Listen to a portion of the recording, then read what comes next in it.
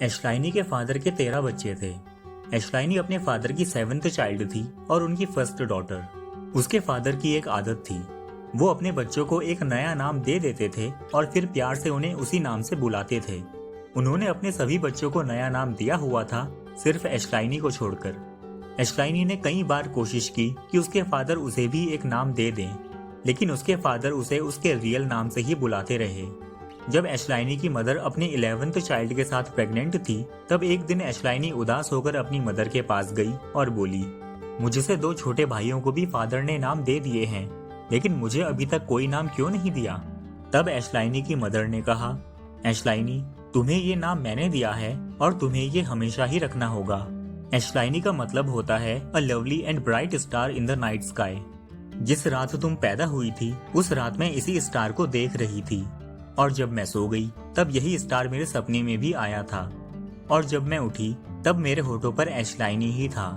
मैंने अपनी सभी बच्चों को बहुत अच्छे अच्छे नाम दिए, लेकिन तुम्हारे फादर ने उन्हें बदल दिया। अब सिर्फ तुम्हारा नाम ही है जो हमेशा रहेगा। अपने इस प्यारे से नाम में ही खुशी ढूंढो।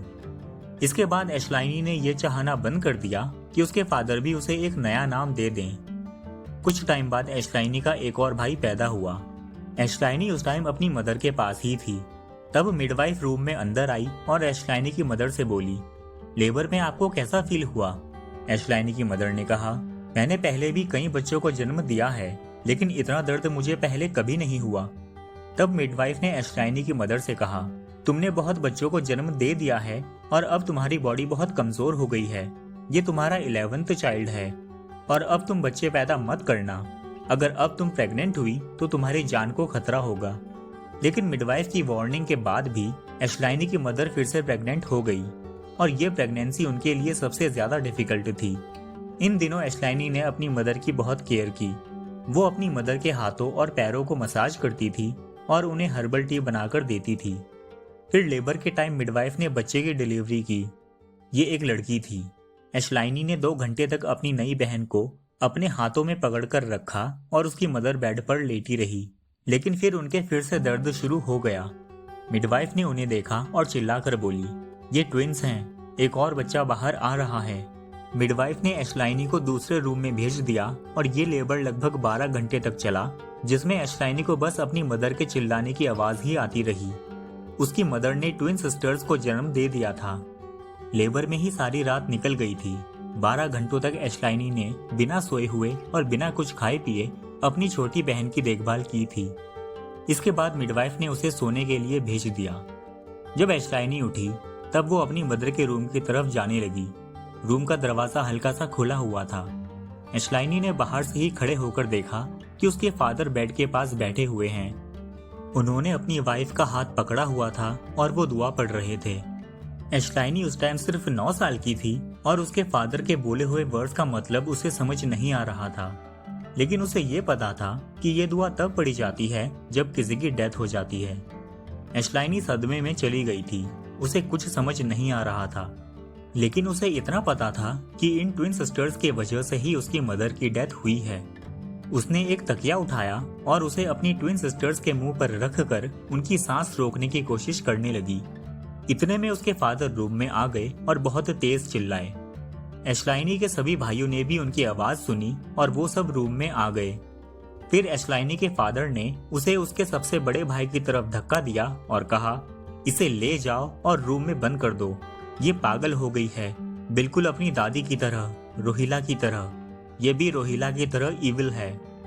रोहिला एक ऐसा नाम था जिसे घर में सब जानते थे, लेकिन इसके बारे में वो बहुत कम बात करते थे। एशलाइनी की दादी अब जिंदा नहीं थी, लेकिन उसे उनकी स्टोरी याद थी।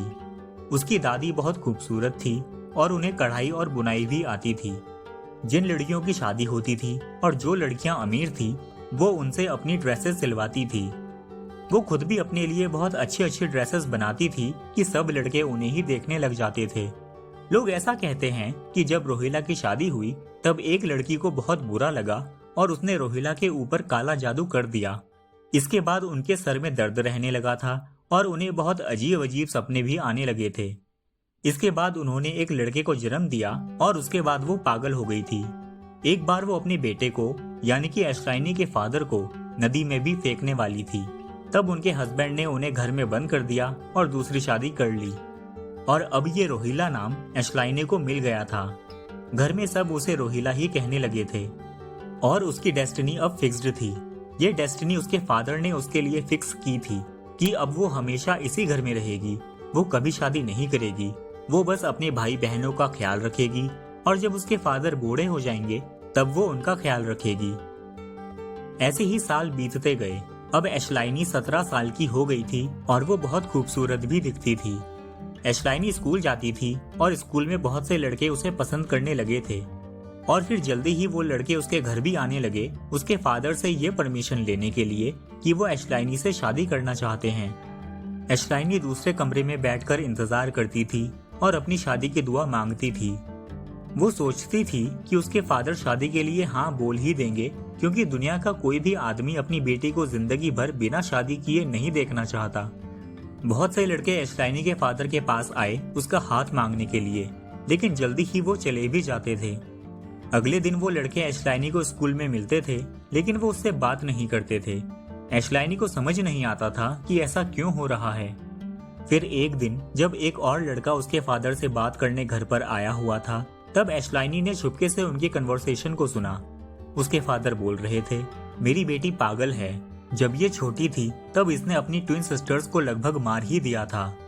मैं ये बातें तुम्हें बिना बताए अपनी बेटी का हाथ तुम्हें दे सकता हूँ, लेकिन इससे तुम्हारी जिंदगी खराब हो जाएगी। तुम्हें एक स्ट्रॉन्ग लड़की से शादी करनी चाहिए जो तुम्हें सपोर्ट कर सके। एशलाइनी को यकीन नहीं हुआ कि उसके खुद के फादर उसके बारे में ऐसा बोल रहे हैं। वो समझ गई कि वो हर लड़के को यही बोलकर भगा देते हैं।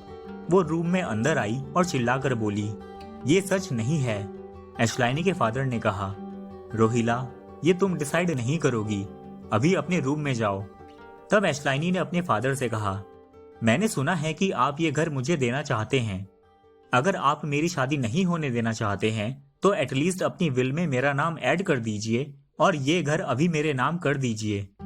एशलाइनी के फादर ने कहा, इस बात से मुझे कोई प्रॉब्लम नहीं है। मैं अपनी विल में तुम्हारा नाम अभी ऐड कर देता हूँ। ये घर मेरी सारी प्रॉपर्टीज में सबसे कम वैल्यूएबल है। एशलाइनी के फादर ने तभी पेपर्स रेडी किए और ये छोटा सा घर एशलाइनी के नाम कर दिया। वैसे वो उसे हमेशा रोहिला ही कहते थे, लेकिन इन पेपर्स पर लिखते टाइम उन्होंने उसका रियल नेम, उसका लीगल नेम यूज किया, एशलाइनी। एशलाइनी सारी रात उस पेपर को हाथ में लेकर देखती रही। विल में एशलाइनी का नाम ऐड करने से उसके भाई बहनों को कोई भी प्रॉब्लम नहीं थी, क्योंकि ये बस एक छोटा सा घर ही था जिसकी ज्यादा वैल्यू नहीं थी। टाइम बीतता गया। एशलाइनी के सभी भाई बहन जॉब करने और शादी करके इस घर से चले गए। अब सिर्फ घर में एशलाइनी और उसके फादर ही बचे थे। उसके फादर अब काफी बूढ़े हो गए थे। डॉक्टर्स ने कह दिया था कि अब ये ज्यादा से ज्यादा 1 साल तक ही जिंदा रहेंगे। अब वो खुद ठीक से चल भी नहीं पाते थे। एशलाइनी उनका हाथ पकड़कर उन्हें चलने में हेल्प करती थी। कैंसर उनकी बॉडी को अंदर से खाए जा रहा था, लेकिन जैसे जैसे वो कमजोर हो रहे थे, एशलाइनी को लगता था कि वैसे वैसे वो स्ट्रांग हो रही है। उसके फादर अब बोल भी नहीं पाते थे। तब एशलाइनी उन्हें कहा करती थी कि उनके जाने के बाद वो इस घर के साथ क्या करेगी। कभी वो कहती थी कि वो इस घर में आग लगा देगी और कभी कहती थी कि वो दूसरे रिलीजन के लोगों को ये घर रेंट पर दे देगी जो इसमें सुअर का मीट पकाकर खाएंगे। उसके फादर हल्की सी आवाज में कहते हैं, रोहिला, नो मोर, डोंट। एशलाइनी कहती है, रोहिला बहुत पहले ही मर चुकी है, आपको पता होना चाहिए। एशलाइनी के फादर ने कहा, आई एम सॉरी एशलाइनी। बहुत सालों के बाद उसके फादर ने उसे उसके रियल नाम से पुकारा था। एशलाइनी के फादर एक पावरफुल मैन थे और डिग्निटी के साथ जीते थे। वो मरना भी ऐसे ही चाहते थे, लेकिन ऐसा उनकी किस्मत में नहीं था। उनकी बॉडी बहुत कमजोर हो गई थी, उनके सारे दांत टूट गए थे और उनके गम्स में कीड़े पड़ गए थे। जब ये कंफर्म हो गया कि उनकी डेथ होने वाली है, तब उनके दूसरे बेटे और बेटियां भी घर आने लगे। वो अपने फादर का हाथ पकड़ रहे थे इंटीमेसी और लव शो करने के लिए, लेकिन उन सबके यहाँ आने का रीजन अपने फादर से मिलना नहीं था, बल्कि उनके यहाँ आने का रीजन था उनके फादर की विल और ये घर जिसकी 20 साल पहले कोई ज्यादा वैल्यू नहीं थी।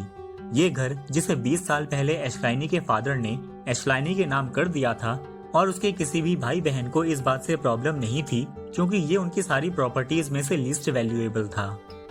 लेकिन किसे पता था कि अब 20 साल बाद शहर तेजी से बढ़ेगा और ये least valuable property most valuable property बन जाएगी, कि अगर आज इस घर को बेचा जाए तो उनकी पूरी फैमिली बहुत ज्यादा अमीर बन जाएगी।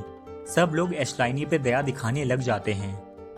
वो ऐसा शो करने लगते हैं जैसे वो उसकी बहुत केयर करते हैं। उन्हें लगता था कि ऐसा करने पर एशलाइनी उन्हें ये घर ऐसे ही दे देगी। जब उनके फादर की डेथ हो गई तो एक फैमिली मीटिंग हुई। तब सबसे बड़े भाई, जिसका नाम जमालुद्दीन था, उसने कहा, रोहिला, ये घर तुम्हारा है जैसा कि फादर की विल में लिखा ही है, लेकिन मुझे लगता है कि ये घर तुम्हें नहीं चाहिए होगा। तुम यहाँ पर अकेली कैसे रहोगी? मैं चाहता हूँ कि तुम मेरे साथ चलो और मेरे घर में रहो। वहाँ तुम्हें हमेशा के लिए कंफर्ट और फैमिली मिलेगी और बदले में तुम ये घर फादर की जनरल विल में ऐड कर दो। सब लोग एशलाइनी की तरफ देखने लगे। एशलाइनी ने कहा, तुम ठीक कहते हो, मुझे ये घर नहीं चाहिए। ये सुनकर सब लोग मुस्कुराने लगे, लेकिन थोड़ी देर बाद एशलाइनी बोली, मुझे ये घर नहीं चाहिए, लेकिन फिर भी मैं ये घर अपने पास ही रखूंगी। सब लोग फिर से टेंशन में आ गए। जमालुद्दीन ने कहा, डियर रोहिला, मुझे लगता है कि तुम सदमे में हो। तुम मेरे ऑफर के बारे में फिर से सोचो। वो बोली, मेरा नाम एशलाइनी है। ये सुनकर सब लोग समझ गए कि अब ये पुरानी वाली एशलाइनी नहीं है। उन्होंने एशलाइनी के बिना एक साथ बैठकर डिस्कस किया कि कैसे वो इस घर को हथिया सकते हैं, लेकिन उनके फादर की विल के आगे उन्हें झुकना पड़ा और वो सब अपने अपने घर चले गए। कुछ टाइम बाद एशलाइनी ने वो घर बेच दिया और वो बहुत अमीर हो गई। उसने शहर में एक छोटा सा अपार्टमेंट खरीदा और वहाँ एक सिंपल लाइफ जीने लगी। उसने अपने लिए अच्छा फर्नीचर और एक ब्रांड न्यू कार भी खरीदी। इसके साथ ही वो चमकती हुई ज्वेलरी भी पहनती थी। शायद इसी ज्वेलरी से अट्रैक्ट होकर एक छोटी लड़की उसके पास आई और उसे देखने लगी। ये छोटी लड़की एशलाइनी की बिल्डिंग के पास वाले ऑर्फनेज में रहती थी। एशलाइनी सोचने लगी कि वो इस लड़की की कैसे हेल्प कर सकती है, स्कॉलरशिप, न्यू क्लोथ्स, बाइसाइकिल। लेकिन फिर एशलाइनी ने उसे अडॉप्ट ही कर लिया। कुछ टाइम बाद एशलाइनी अपने पुराने घर पर गई। बिल्डर्स ने वो घर तोड़ दिया था और वो वहाँ अपार्टमेंट्स बना रहे थे। अंधेरा हो चुका था। एशलाइनी अपनी कार में बैठकर वहाँ से जाने लगी। उसने आसमान की तरफ तारों को देखते हुए सोचा कि किस तारे को देखते हुए मेरी मदर ने मेरा नाम एशलाइनी रखा होगा। आई होप ये स्टोरी आपको अच्छी लगी होगी। Thank you for watching and thank you for subscribing.